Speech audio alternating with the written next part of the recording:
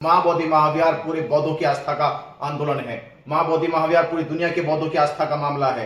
तो इसलिए जीना है तो मरना सीखो, ज्ञान के लिए पढ़ना सीखो, हक के लिए लड़ना सीखो और महाबोधि महाविहार मुक्ति आंदोलन को प्राप्त करने के लिए सब लोग बौद्ध गया आना सीखो। हम लोग 2 तारीख को आप लोगों ने एक बड़े प्रेस कॉन्फ्रेंस का आह्वान किया है, क्या है पूरा इसका मामला? 2 अप्रैल को एक राष्ट्रीय कॉन्फ्रेंस की घोषणा हो चुकी है। जिस प्रकार आंदोलन हमारा पूरी दुनिया में फैल चुका है, भारत के कोने कोने तक पहुंच चुका है। अब भारत का हर एक उपासक, हर एक बौद्ध समाज का अनुयायी महाबोधि महाविहार को आजाद कराने के लिए एक मजबूत आंदोलन देखना चाहता है, एक सशक्त संगठन देखना चाहता है, जो अभी तक हमने अपने इस दौर के आंदोलन में नहीं देखा। तो देश भर से आवाज आई, देश भर के बुद्धिजीवी लोगों ने यह कहा कि भंते जी, इस आंदोलन को मजबूती देने के लिए, इस आंदोलन को बचाने के लिए, इस आंदोलन को सफलता तक ले जाने के लिए, सफलता के मुकाम तक इसे पहुंचाने के लिए हमें एक राष्ट्रीय कोर कमेटी की जरूरत है। हमें अखिल भारतीय भिक्खु संघ की जरूरत है। हमें भारत के हर एक भिक्खु की जरूरत है जो इसका नेतृत्व करे, जो इस आंदोलन को एक लंबी लड़ाई के साथ आगे तक बढ़ाए। क्योंकि बौद्ध समाज सोच रहा है, कुछ बौद्ध धर्म उपासक चिंता में डूबे हुए हैं कि जिस प्रकार पिछली बार आंदोलन हमारा जो जीतते जीतते रह गया, जो सफलता के बहुत नजदीक था, जिसमें हमारे बहुत बड़े बड़े वरिष्ठ भिक्खु थे, उसके बावजूद भी हमारे आंदोलन को कुचल दिया गया, जमीन में ढांस दिया गया उसे। क्या इस बार ऐसा तो नहीं हो जाएगा? ये चिंता जाहिर करते हुए यह फैसला लिया गया कि आने वाली 2 अप्रैल 2025 को बौद्ध गया की पावन धरती पर पूरे राष्ट्रीय और अंतर्राष्ट्रीय लेवल के बौद्ध भिक्षु आ रहे हैं और हम आह्वान कर रहे हैं कि बौद्ध उपासकों से, जो हमारी बड़ी बड़ी बौद्ध उपासकों की संस्थाएं हैं, वो भी अपने प्रतिनिधित्व के तौर पर बौद्ध गया पहुंचे और 2 अप्रैल को महाबोधि महाविहार को आजाद कराने के लिए एक राष्ट्रीय कमेटी का गठन करें।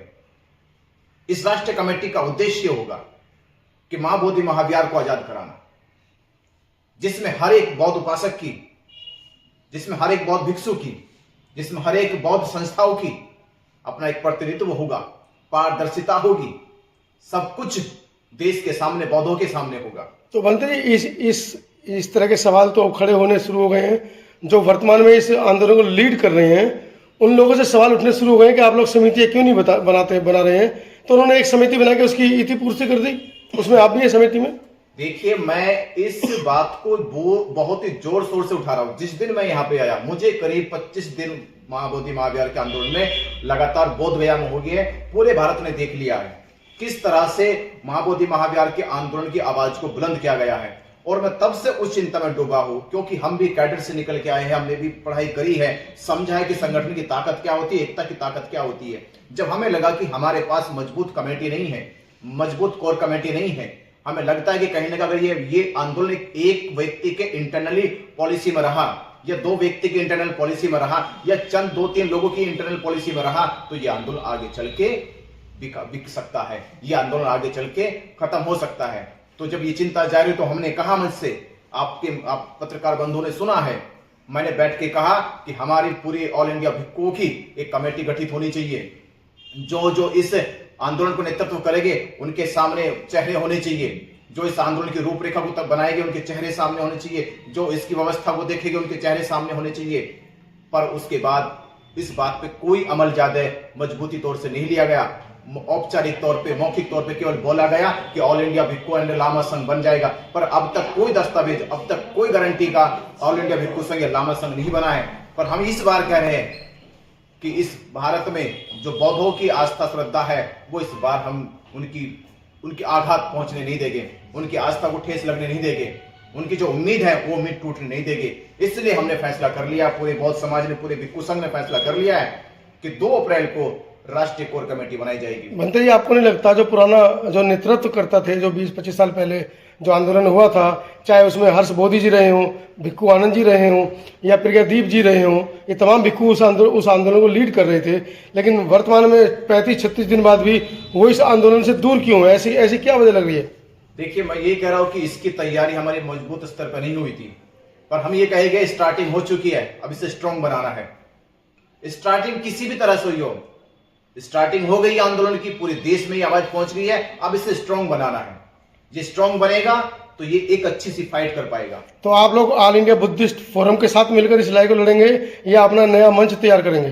देखिए, यहाँ संगठन की कोई लड़ाई नहीं है। महाबोधि महाविहार ना तो किसी संगठन की लड़ाई का है, ना किसी बौद्ध भिक्षु का है, ना किसी धम्म उपासक का है। महाबोधि महाविहार पूरे बौद्धों की आस्था का आंदोलन है। महाबोधि महाविहार पूरी दुनिया के बौद्धों की आस्था का मामला है। तो ये आंदोलन केवल बौद्धों के लिए, बौद्ध भिक्षुओं के लिए है, किसी संस्था के लिए नहीं है। मंत्री, आपका क्या कहना है इस पूरे मामले पर? देखिए, मैं भंते विमल कीर्ति बिहार का रहने वाला हूँ, बक्सर जिला। मैं नाथ संस्कृति बुद्ध विहार चैरिटेबल ट्रस्ट का अध्यक्ष भी हूँ। मैं यही कहना चाहता हूँ, महाबोधि महाविहार बीटी एक्ट 1949 को ख़त्म कर ये टोटल जो कमेटी है बौद्धों को सौंपा जाए। अब 9 कमेटी रहेगा तो 10 रहेगा, 12 रहेगा, ये सब बौद्ध लोग मिलकर इसका निर्णय लेंगे। कहने का मतलब बहुत सारा संगठन है, संगठन एक दो नहीं है, अनेकों संगठन पूरे भारत के हर राज्य में चलता है।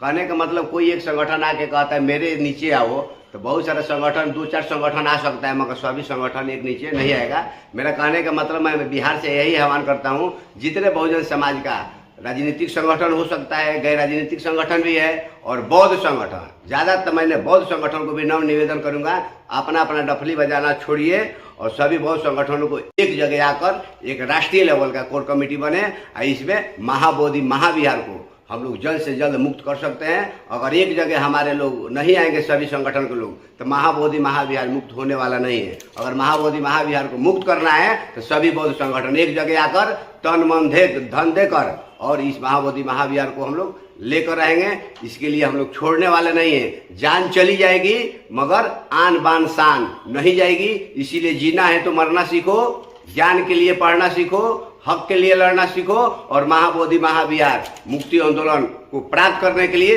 सब लोग बौद्ध गया आना सीखो। हम लोग को, आप लोग को यही नम्र निवेदन करते हैं कि आने वाले 2 अप्रैल को बड़े पैमाने पर राष्ट्रीय लेवल पर भिक्षु संघ को भी बुलाया गया है।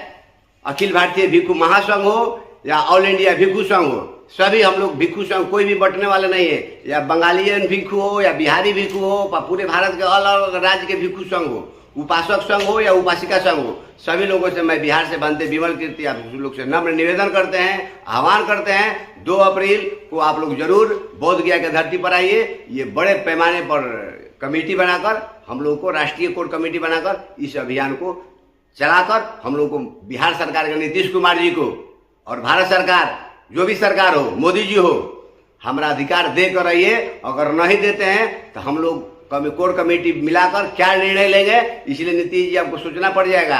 इसलिए मैं बिहार के भंते विमल कीर्ति जी कह रहे हैं महाबोधि महाविहार बौद्धों को सौंप दीजिए, तब कहेंगे आप भारत को बौद्धमय बनाने के लिए बिहार को अपने बुद्ध के धर्म को आगे बढ़ाने का काम किया है। तो इस तरह का मैं नम्र निवेदन करता हूँ। भंते जी, किस तरह की समिति आप बनाने के विचार कर रहे हैं? देखिए, ये समिति एक ऐसी समिति बनेगी जिसकी पूरी तरह से समाज और देश और बौद्धों के लिए सामने पारदर्शिता होगी। ऐसी समिति की जो एक धरने को चलाएगी, ऐसी व्यवस्था समिति बनाई जाएगी, ऐसी समिति बनाई जाएगी जो पूरे भारत के साथ और भारत के बाहर बौद्ध रहने वाले लोगों के साथ एक समन्वय स्थापित करेगी। ऐसी समिति बनाई जाएगी जो पूरे लेखा जोखा को देखेगी। ऐसी समिति बनाई जाएगी जो आंदोलन को मजबूत कड़ी तक या आंदोलन को सफलता तक कैसे लेके जाएगी। ऐसी समितियां बनाई जाएगी। कहाँ कैसे कर पाएंगे? प्रशासन आपके साथ नहीं है, हमेशा पुलिस प्रशासन स्वयं पार्टी बनकर आप लोगों के ऊपर अत्याचार कर रहा है, एफआईआर दर्ज कर रहा है, जेलों में बंद कर रहा है। कल भी 6-7 पत्रकारों को 10 घंटे के लिए बंद कर दिया गया। देखिए, प्रशासन अपना काम करता है, प्रशासन के हिसाब से हम सोच के काम नहीं करेंगे, प्रशासन हमारे हिसाब से सोच के काम करेगा। प्रशासन की अपनी ड्यूटी है, वो है आंदोलनकारियों को उनका मेंटली हरासमेंट करना चाहता है। आपने देखा कल पत्रकार बंधुओं को, हमारे जो सम्मानित पत्रकार बंधु है, जो बड़ी बुलंदी से इस आवाज को उठा रहे थे, जो बड़ी ताकत से मुखरता के साथ इस आंदोलन की आवाज बने, देश तक उन्होंने अपनी बात को पहुंचाया, आंदोलन को लोगों तक पहुंचाया। उन हमारे पत्रकार बंधुओं को 10 घंटे पुलिस स्टेशन में बैठा के रखा, जबकि कोई केस नहीं, कोई एफआईआर नहीं, कोई वारंट नहीं, कोई एप्लीकेशन नहीं। अब आप पूछे प्रशासन से कि 10 घंटे पत्रकारों को क्यों बैठाया गया? अरे दिल्ली पुलिस जो केंद्र से चलती है वो भी अधिक से अधिक घंटे से ज्यादा नहीं बैठाती है। 1 घंटा बैठाएगी, चाय पानी नाश्ता कराएगी, फिर कहेगी ठीक है हाथ जोड़ेगी चले जाइए। पर बिहार पुलिस ने 10 घंटे पुलिस स्टेशन में बैठा के रखा। इसका अर्थ यह है कि प्रशासन केवल हमारा मेंटली हरासमेंट करना चाहता है, वो बिल्कुल होने वाला नहीं है। आंदोलन मजबूती से आगे बढ़ रहा है और आगे मजबूती से बढ़ेगा और जल्दी जीत हमारी होने वाली है। नमो बुद्धाय।